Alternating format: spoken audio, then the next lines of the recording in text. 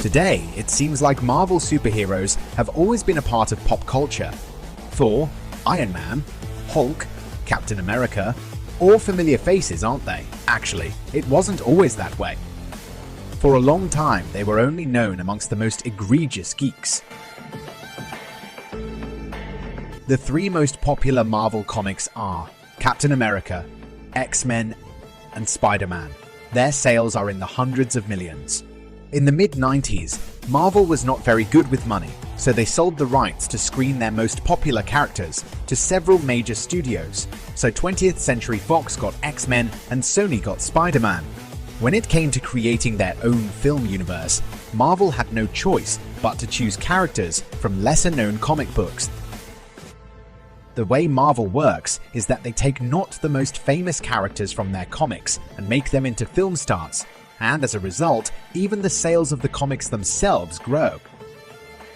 Few people knew about Iron Man before 2008, even though he had his own animated series. Thor wasn't even one of the top 10 most popular heroes in publishing, and when Marvel announced in 2013 that they would be releasing an Ant-Man film, many viewers wondered who he was.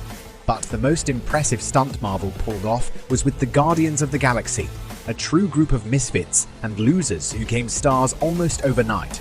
In the world of comic books, the Guardians of the Galaxy had a difficult fate. The first team with that name appeared in 1969, which had nothing to do with the characters in the film. It consisted of a 20th century astronaut named Vance Astro, a Jupiter resident named Charlie, 27, a crystalline alien named Martinex, and a blue mercenary named Yondu, who you know as the leader of the Desolationist clan and as a father figure to Peter Quill. These Guardians of the Galaxy operated in the far future, in the year 3007, although they sometimes traveled back to the 20th century. The team didn't have their own series until 1990, and once it appeared, it lasted 62 episodes until it was closed. But the modern Guardians of the Galaxy team, which you know from the films, didn't appear in the comics until 2008. It was created by Dan Abnett and Andy Lanning. All they wanted to do was to create the most unusual space saga possible, with weird jokes and oddball characters as opposed to Marvel's pathetic space stories.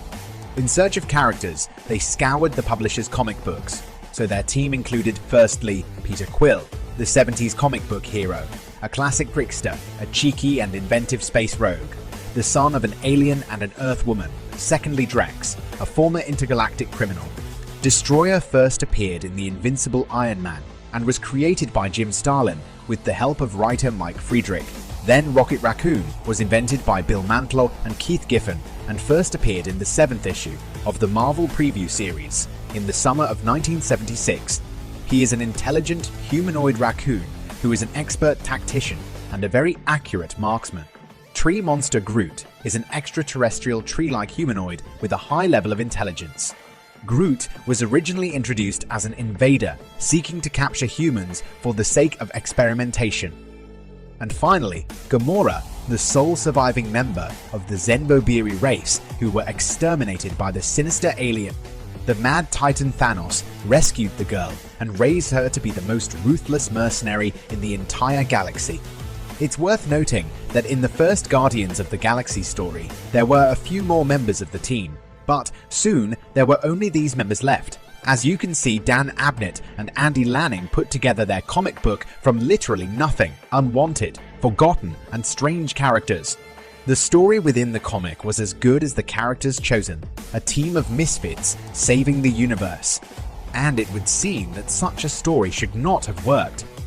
Traditionally, Marvel readers appreciate serious, dark stories, like the most tragic stories about the Avengers and X-Men. But the authors of Guardians of the Galaxy had a unique sense of humor. The heroes got into the most ridiculous situations, constantly joking, and in general, were not like ordinary superheroes. Readers raved about the comic book, which fed on pushing the traditional boundaries of publishing. Quite quickly, the characters attracted the interest of the Marvel Cinematic Universe. In 2010, the head of Marvel Studios, Kevin Feige, said that the Guardians of the Galaxy could be made into a film. And in 2012, the film was directed by James Gunn, who had previously made low-budget independent films. He brought the spirit of the Dan Abnett and Andy Lanning comics to the screen, adding his own wit to it.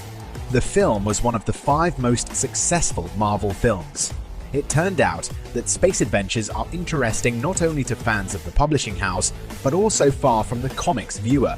Marvel films are profitable and popular, bringing the studio billions of dollars, while comic books continue to fall in popularity.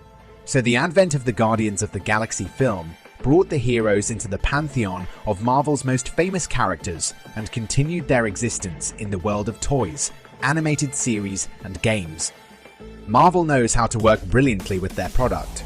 They know that characters with a rich history will be welcomed by comic book fans first and foremost, and for everyone else, they need to reimagine them.